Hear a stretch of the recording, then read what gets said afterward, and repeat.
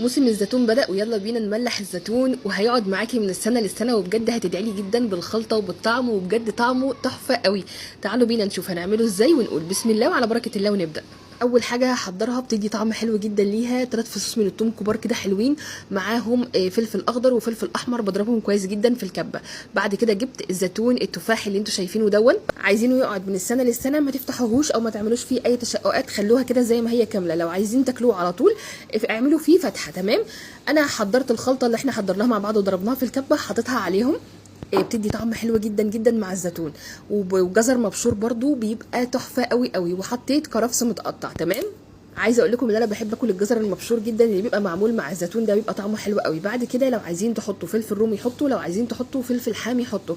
انا حطيت معاها فلفل حامي بيدي طعم حلو جدا جدا. بعد كده بقى اقلبه كويس. هنجيب البرطمان بتاعنا يكون مغسول ومتنضف كويس جدا، هبدا ان انا احط فيه الزيتون وارصصه كده زي ما انتم شايفين. شايفين الحلاوه والجمال والشكل والالوان، بحب ادلع الحاجه كده وانا شغاله في المطبخ. انا هنا كنت محضره نص كوبايه من الليمون عصراها. تمام. حطيت القشر من فوق الوش، وحطيت النص كوبايه على الزيتون. اللتر ميه عليها 4 معالق من الملح ومعلقه من السكر. السكر بيخليه مقرمش كده وبيخليه حلو لاخر يوم في السنه. بعد كده هحط عليهم الميه بتاعه التمليح، وهحط عليهم شويه زيت كده من فوق الوش.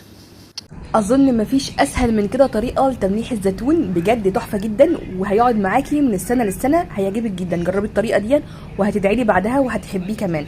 واهم حاجه تكتبوا لي بقى التريكات بتاعتكم ايه في الكومنتات كده بتاعه تمليح الزيتون برضو.